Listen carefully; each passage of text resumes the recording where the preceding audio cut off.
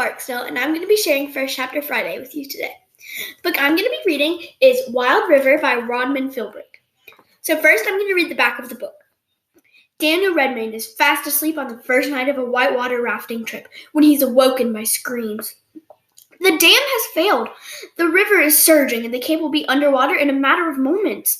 Daniel and his tripmates must get out of the ravine or die.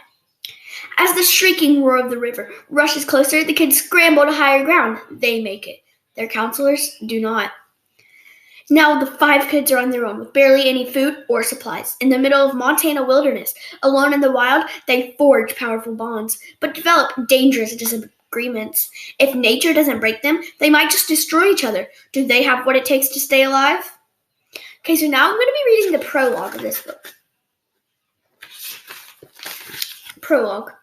The blamers and the shamers have it all wrong about the horrible events at Crazy River. Nobody knew what was going to happen, so it's nobody's fault. A free trip to Montana to experience a whitewater rafting adventure? Who could say no to that? Not me for sure. And not any of the other kids in the project Future Leaders, which was some kind of joke, or I wouldn't have been selected to participate. Because believe me, nobody looks at me and says, now there's a born leader. They see Daniel Redmayne as a pale, skinny kid with glasses and a lucky Red Sox cap.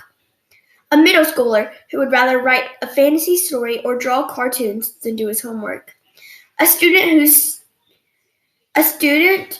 who teachers say needs motivation and often fails to participate in class.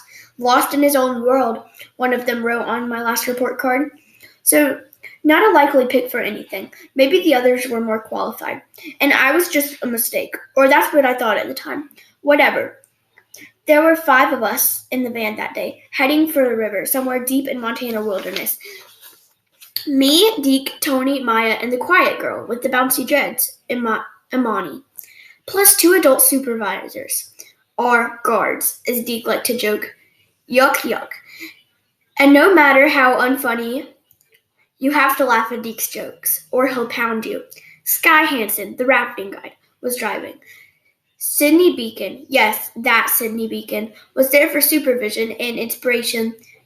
As you probably already know, she was the top striker for the U.S. national team that won the last World Cup. And for sure, the most famous person any of us had ever met. I know the girls who have posters on their walls. Boys, too. Expensive people. Expensive trip. Good thing it was sponsored by Ron James, the famous billionaire inventor. What was he thinking? Probably that our new regional middle school was being named for him. And this was his way of saying thanks? Big mistake, as it turned out. Huge. But he had no way of knowing how it would turn out. Many of us would die. That was the prologue of the book Wild River. You can go check it out in the library to figure out what happens. Bye, cool cats!